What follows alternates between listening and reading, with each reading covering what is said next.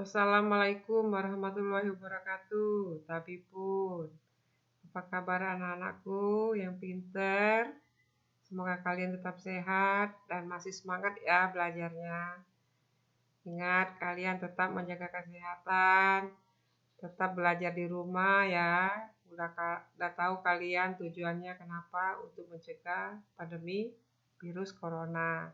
Ya, rajin cuci tangan dan kalau keluar pakai masker ya.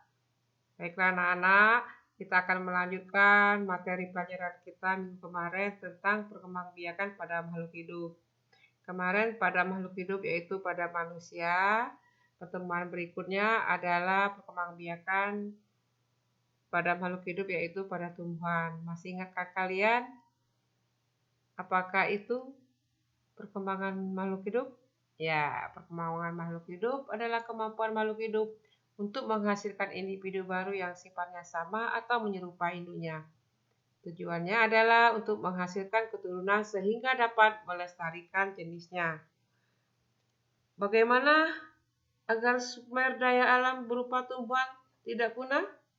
Ya, biar tidak punah maka tumbuhan melakukan suatu perkembangbiakan melalui dengan cara seksual dan aseksual. Supaya kamu dapat memahami lebih lanjut tentang perkembangbiakan hewan dan tumbuhan, ya, terutama tumbuhan, ayo kita semangat belajar pada bab ini ya. Maha besar Tuhan yang Maha Esa, ya, yang telah menciptakan berbagai jenis makhluk hidup seperti tumbuhan. Di Indonesia tumbuhnya banyak sekali beraneka ragam. Tahu nggak kalian contohnya? Ya, seperti apa? Bunga anggrek, melati, bunga bangkai, cengkeh, pala, dan lain-lain. Agar keberadaan tumbuhan tetap lestari dan tidak punah, diperlukan kemampuan untuk melakukan perkembangbiakan. Apa saja macam perkembangbiakan yang kamu ketahui? Ayo, lebih bersemangat belajarnya ya, supaya kamu lebih paham dan lebih mencintai makhluk hidup di sekitarmu. Pernahkah kamu mengamati tumbuhan yang ada di sekitarmu?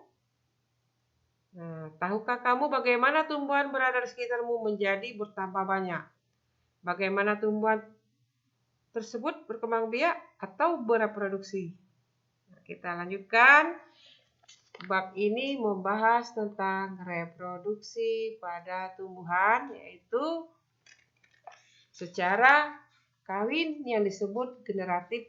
Ya, yang pertama adalah perkembangbiakan secara kawin atau generatif, atau disebut juga seksual, ya. Alat perkembangbiakan secara generatif ini adalah bunga. Nah, bunga itu terdiri beberapa bagian. Kita lihat di sini, ya. Ada tangkai bunga, kemudian ada dasar bunga, bakal biji, kemudian ada kelopak. Masih ingatkah kalian? Yang disebut reproduksi jantan apa?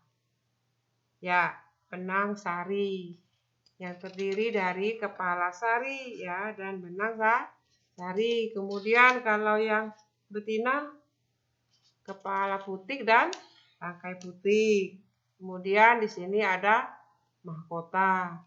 Nah, kalau benang sari dan putik ini merupakan alat reproduksi. Ya, merupakan alat reproduksi. Kalau mahkota, kemudian kelopak, itu disebut apa? Sebagai alat perhiasan, ya. Nah, perkembangan biakan generatif pada tumbuhan ini nanti akan kalian buka, yaitu pada buku nanti ada di halaman 64. Nanti kalian mencari bermacam-macam bunga. Ya, kalian cari bermacam-macam bunga. Seperti ini nih. Ini bunga apa nih? Ayo. Ya, siapa yang tahu ini bunga apa? Ya, bunga mawar ya. Nanti kalian akan Ibu kasih tugas ya. Bagaimana mengerjakan atau meneliti bunga mawar ini ya. Nanti ada Ibu akan kirim ke WA ini kalian ya di grup, yaitu tentang tugas luring kalian ya, tugas di rumah di buku nanti ya. Cara-caranya ada semua di sana. Kemudian yang berikutnya adalah perkembangbiakan secara vegetatif atau tak kawin atau aseksual. Nah, kalau yang tadi generatif adanya proses perkawinan. Kalau ini tanpa proses perkawinan. Ya, dapat melalui dengan dua cara. Ada yang vegetatif alami, kemudian ada yang buatan. Nah, yang alami ini dia secara yang pertama yaitu secara spora. Yang alami. Contoh tanamannya apa kira-kira secara spora? Ya, mungkin kalian tahu bunga apa? Suplir ya. Ada bunga suplir di rumahnya. Ya, kemudian ada dengan tunas. Ya, ada secara tunas. Tunas ini contohnya apa? Ya, pisang, bisa ya.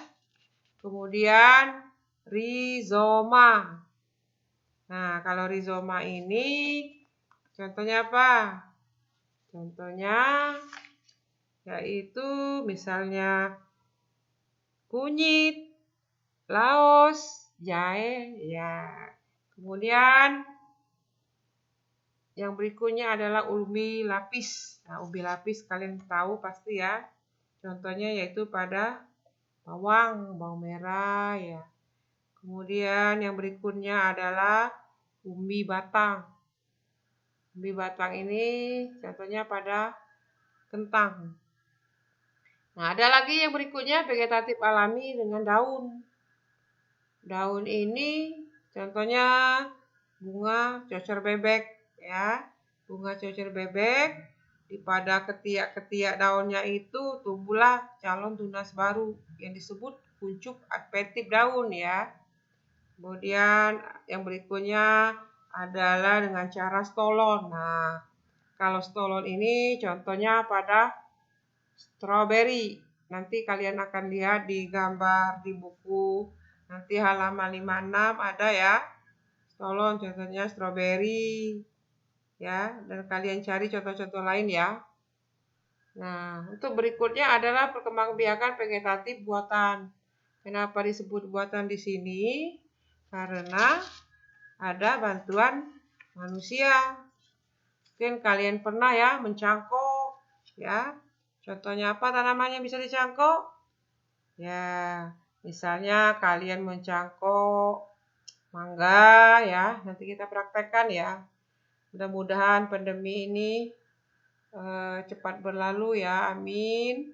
Nanti kita di halaman sekolah kita nanti banyak tanaman-tanaman, nanti kita praktek ya. Kemudian merunduk. Nah, merunduk ini contohnya bunga alamanda.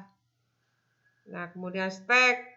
Stek itu maksudnya dengan memotong atau memisahkan dari induk suatu bagian tanaman. Kemudian ditanam untuk menghasilkan individu baru.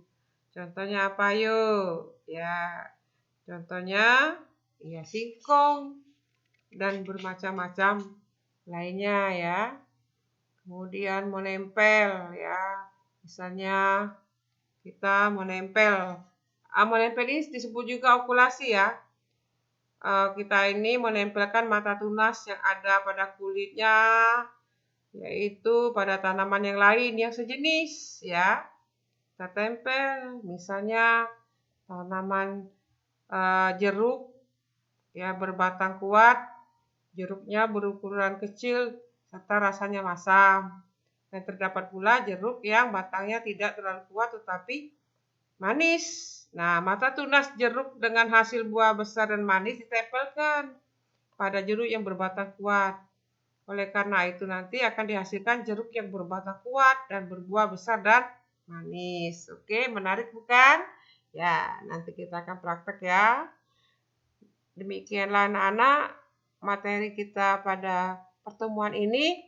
Untuk berikutnya dan jelasnya nanti kita buka buku ya pada bab 2 dan tugas berikutnya akan Ibu berikan di WA grup ya.